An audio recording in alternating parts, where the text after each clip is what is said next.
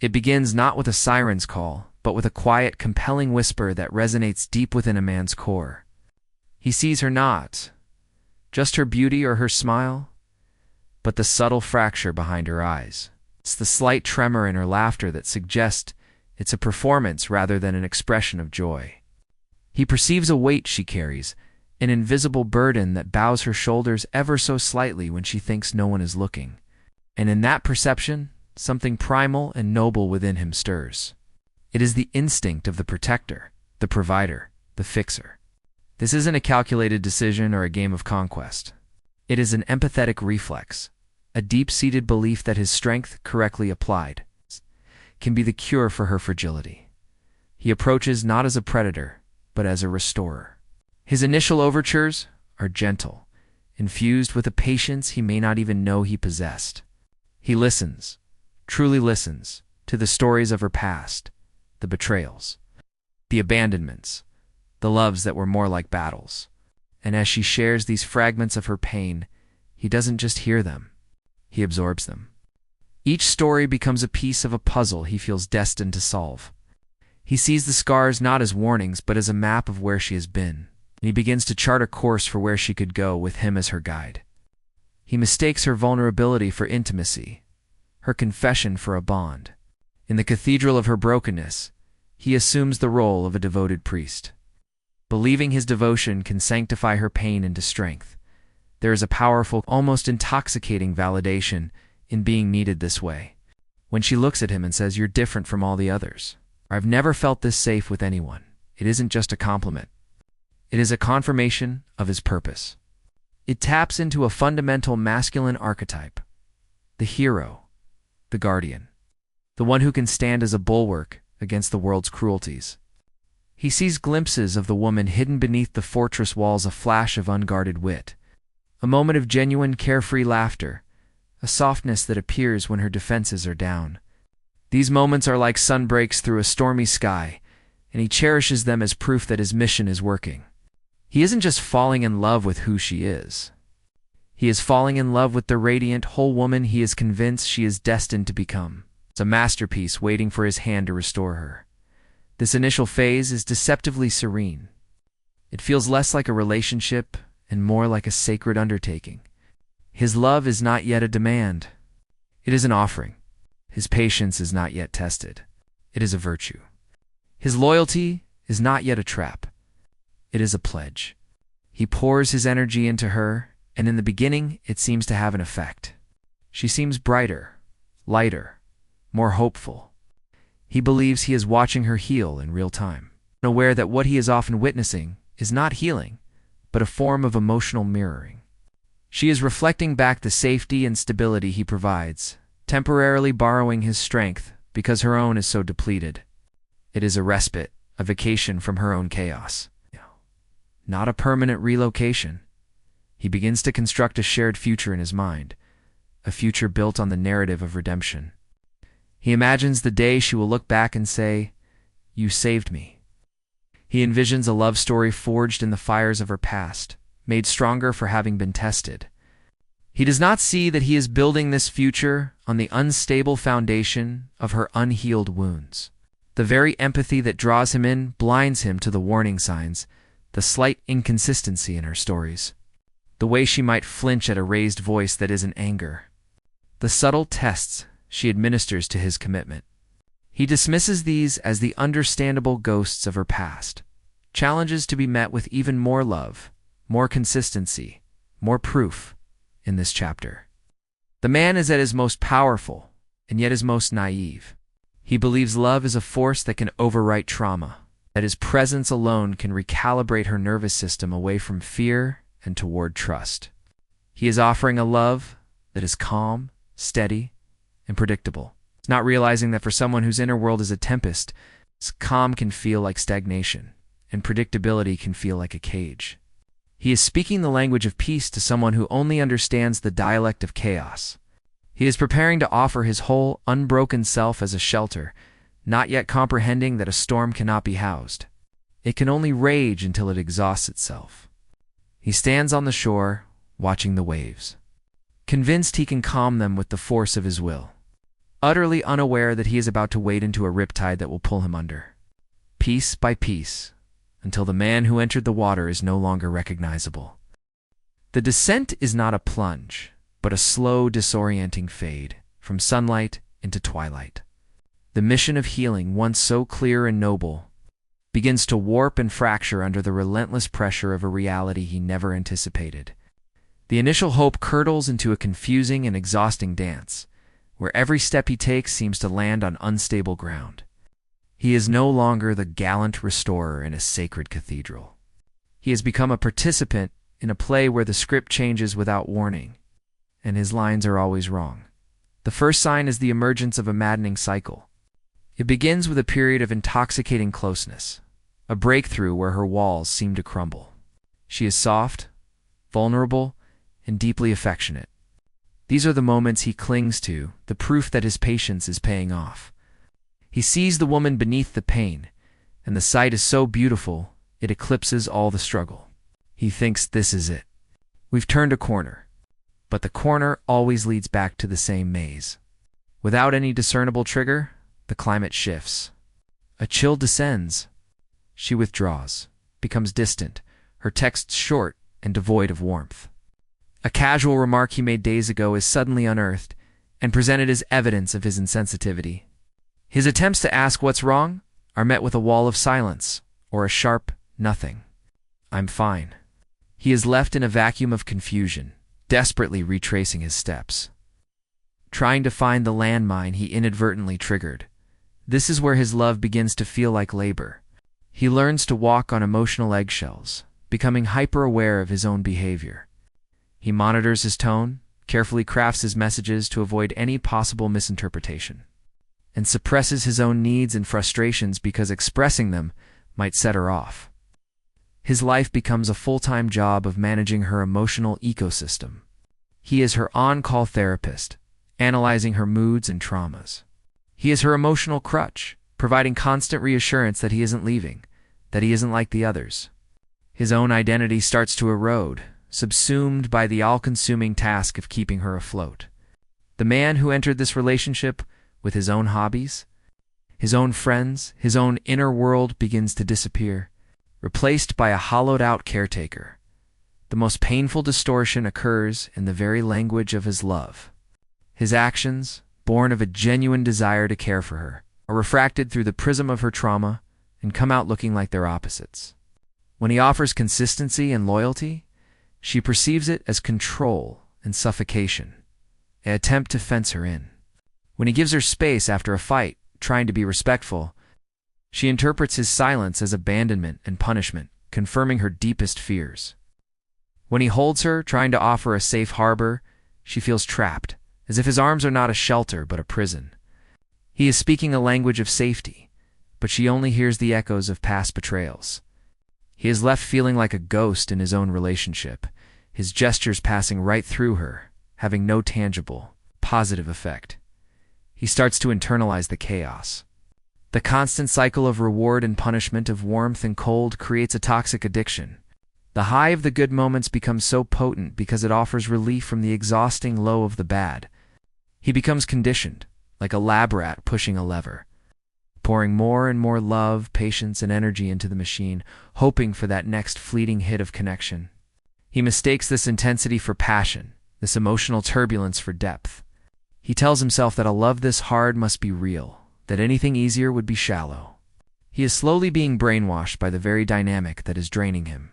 He begins to live in a state of quiet desperation. The exhaustion is no longer just emotional. It becomes physical.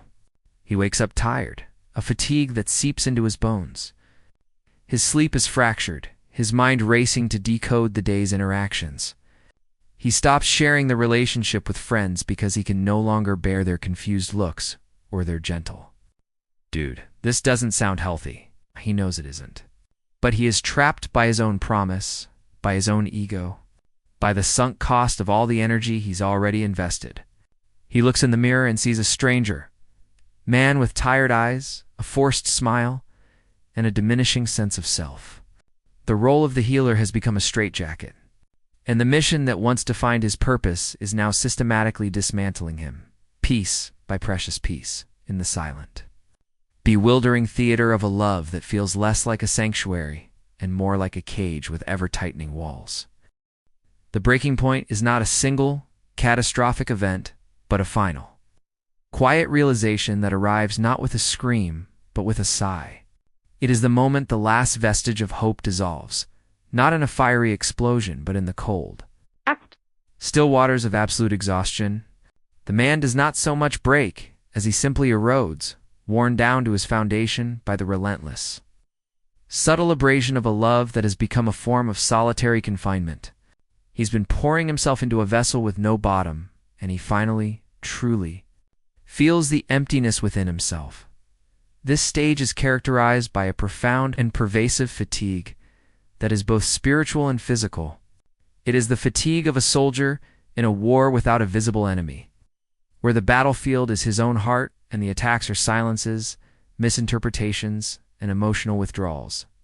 He wakes up already tired, the weight of her unresolved pain feeling like a physical burden on his chest before his feet even touch the floor.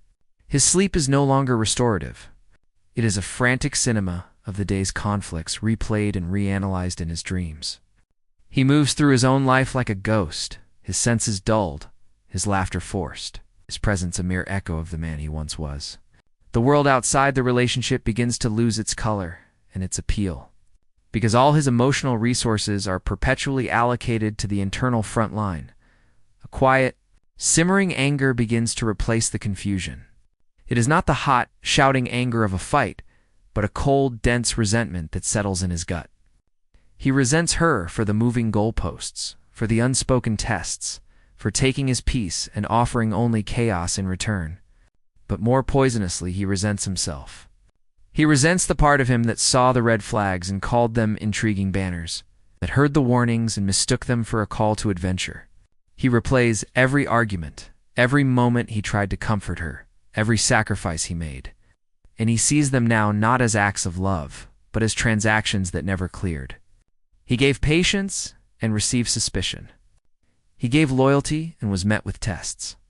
He offered his whole self and was treated as a temporary salve. The ledger is catastrophically unbalanced, and the debt is his own sanity. The core illusion that his love could be the medicine shatters. He finally understands, in a way that is both brutal and clarifying, that he was never the healer. He was the distraction. His energy was not building her up. It was a temporary fuel she used to run from her own internal void. His devotion was not a foundation. It was a bandage she applied to a wound that required internal stitches. And when the bandage was soiled with the inevitable seepage of her unhealed pain, she discarded it, blaming the bandage for failing to cure the infection. He sees that he was a character in a play she was performing for herself, a stand-in for all the men who hurt her, tasked with proving his difference, only to be ultimately cast in the same role, the one who failed to save her. This realization brings, with it, a specific and devastating grief. It is the grief of failure, not of the relationship, but of the mission. He must mourn the death of the fantasy of the healed woman, the grateful partner, the shared future built on the bedrock of his unwavering love. He must let go of the imagined moment where she would look at him with clear, untroubled eyes and say, "You did it. You saved me." That fantasy was the engine that kept him going. And now the engine is dead. He is left with the cold, hard truth. He cannot fight a battle that exists inside her soul. No amount of external love can resolve an internal conflict she is not ready to face herself. He begins to see the dynamic with a terrifying, detached clarity. He recognizes that her comfort zone is chaos, and his offered peace feels not like a gift, but like a threat. Stability is boring to a system wired for survival. Predictability feels like a trap to a heart that equates love with pain. His calm is her numbness. His consistency is her cage. He understands now that she is not confused. She is traumatized, and her behavior is a predictable, if destructive, adaptation to that trauma. She is addicted to the emotional intensity of the chase and the push-pull, because that is what feels like love to her nervous system. His sincere, steady love is a language she simply does not speak. In this final stage of the breaking, a profound identity crisis takes hold. Who is he without this mission? For so long, his purpose has been defined by his ability to endure, to provide, to fix. If he is not the healer, then what is he? He feels hollowed out, a shell of a man. The qualities that once defined him, his empathy, his patience, his resilience now feel like liabilities. The very traits that led him into this self-made prison. He looks in the mirror and sees a stranger with weary eyes, a man who has given away so many pieces of himself that there is barely a coherent shape left. The love he thought was building a future has, in fact, been systematically dismantling his past self, leaving him in a desolate present, alone with the chilling understanding that the greatest casualty of trying to heal her was, and always would be, himself. The collapse is complete. The only thing left to do is to begin the long, slow excavation of what remains. The aftermath of collapse is not a clean slate, but a field of rubble. The initial silence is deafening, not peaceful. It is the silence of a machine that has been running at a deafening roar for years, suddenly being switched off. And the resulting void is at first more terrifying than the noise itself. This chapter is not about moving on. It is about learning to stand again, to take a first shaky breath in an atmosphere that is no longer thick with another person's emotional turbulence. It is a quiet, lonely, and profoundly internal reckoning, where the man must turn his gaze for the first time in what feels like a lifetime, away from her brokenness and directly onto his own. The withdrawal is both literal and psychological. He stops the rituals that tethered him to her chaos. He resists the compulsive urge to check her social media, to decode her stories, to look for his name hidden in her song choices. He leaves, his phone in another room, and sits with the agonizing itch of inaction. Each time he resists, it feels like a small victory and a profound loss. He is detoxing not from a person, but from a role, the role of the savior, the emotional first responder, the human shield. Without that identity, he feels purposeless, adrift in a sea of his own quiet apartment. The loneliness is acute, but he begins to recognize it is not the loneliness of missing her. It is the loneliness of being reacquainted with himself and finding a stranger. This is where the real work begins, and it is grueling, unglamorous labor. It happens in the small, stubborn decisions. It is forcing himself to the gym when every muscle screams with the weight of his exhaustion. It is cooking a proper meal for one instead of eating scraps over the sink, preoccupied with her latest crisis. It is rereading a book for pleasure and realizing he can make it through 3 chapters without his mind spiraling back into the labyrinth of her pain. It is in these moments that he begins to reclaim his own cognitive real estate, the energy that once flowed in a single, desperate outward direction, a water's forced to reverse its course. It is a painful reflux of the self. It feels foreign and uncomfortable. As the mental fog clears, a new and uncomfortable clarity emerges. He starts to ask the most difficult question of all. Why was he drawn to this? Noble empath begins to crack, revealing a more complex truth beneath. He sees that part of him was not just helping, but needing to be needed. There was an egoic payoff in being the strong one, the understanding one, the exception. It made him feel powerful, valuable, and morally superior. He realizes he was not just a selfless giver. He was an investor, pouring his emotional capital into the higher-risk, higher-reward fantasy of her transformation. His love was not entirely pure. It was entangled with a secret contract that she would heal, and her healing would be his ultimate validation. Her failure to get better was not just a loss of the relationship, but a collapse of his own identity as a competent healer. This introspection is the crucible of his growth. He stops seeing himself as a victim of her chaos and starts acknowledging his own complicity. He chose this. He ignored the early warnings. He overrode his own boundaries. He allowed his sense of worth to become tied to his capacity to endure. This is not about blaming himself, but about reclaiming his agency. By understanding his part in the dynamic, he robs it of its power. He was not a passive passenger on her chaotic ride. He was the one who bought the ticket and refused to get off. This realization is humbling, but it is also the foundation of his future strength.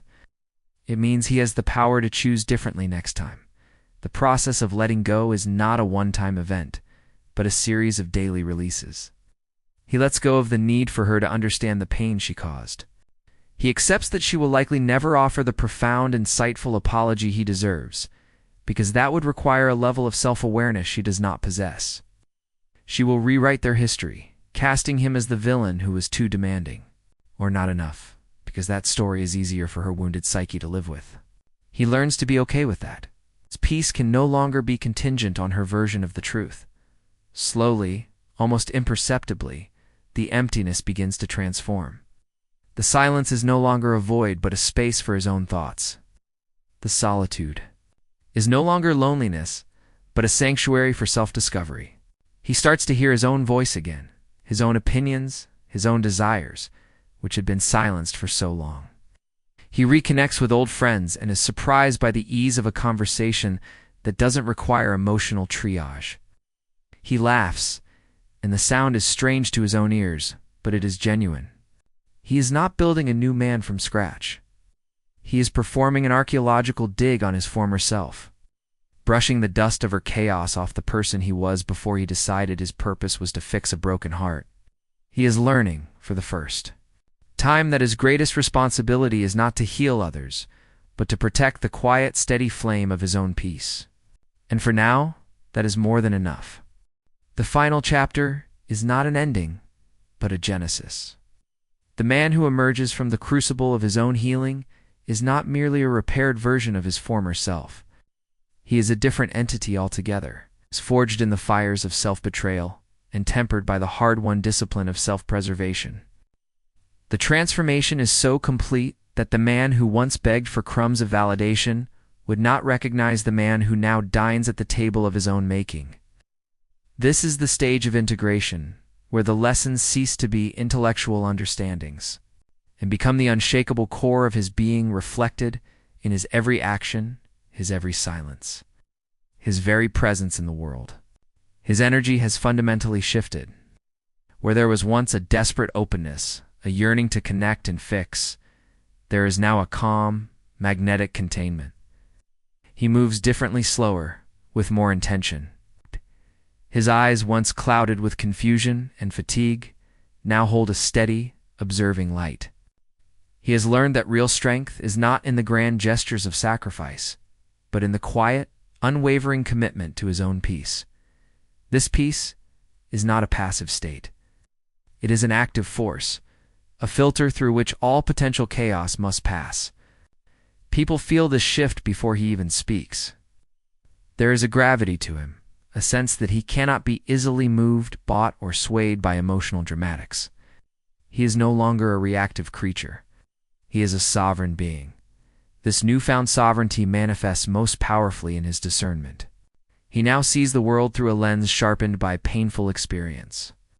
He can spot the patterns of unhealed trauma from a mile away, the subtle self-sabotage, the love bombing followed by withdrawal, the stories of perpetual victimhood that hook the empathy of lesser-trained men. He no longer hears "I've just been hurt before" as a plea for his patience, but as a warning label. He understands that healing doesn't sound like excuses. It demonstrates itself through accountability, consistency, and the quiet work of self-management.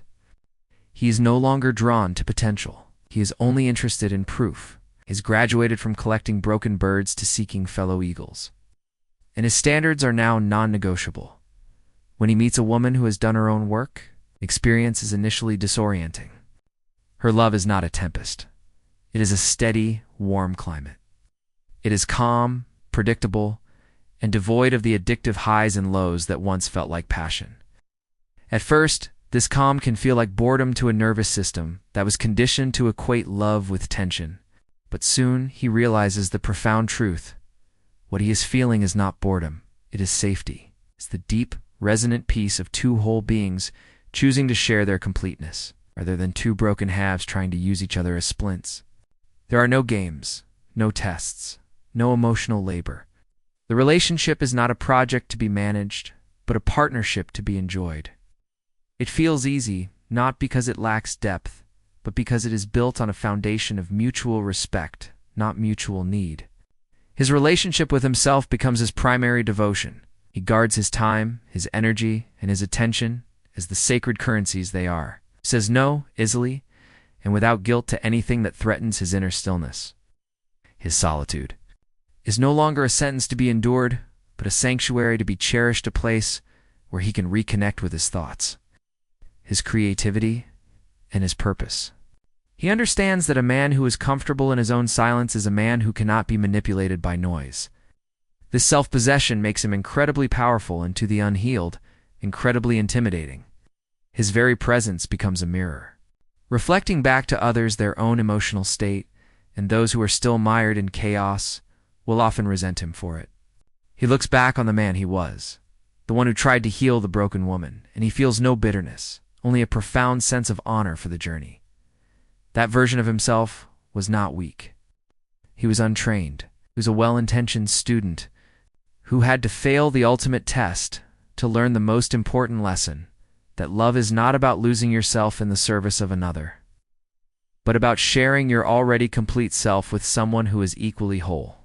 The broken woman was not his villain. She was his most brutal and effective teacher. She was the fire that burned away his naivety, the storm that tested his foundation, and the pain that taught him the precise value of his own peace. He now walks through life with a quiet, unassailable confidence. He knows that his worth is not determined by who chooses him, but by who he chooses to allow into his sacred space. He no longer chases, he attracts. He no longer explains, he embodies. He has learned that the most powerful thing he can do for someone drowning in their own pain is not to jump in after them, but to stand firmly on the shore, wish them strength, and turn to walk his own path, unburdened. He has become the man who does not just survive love, but who redefines it on his own terms, a love that is calm, wise, and impossible to drain. He is finally and irrevocably whole.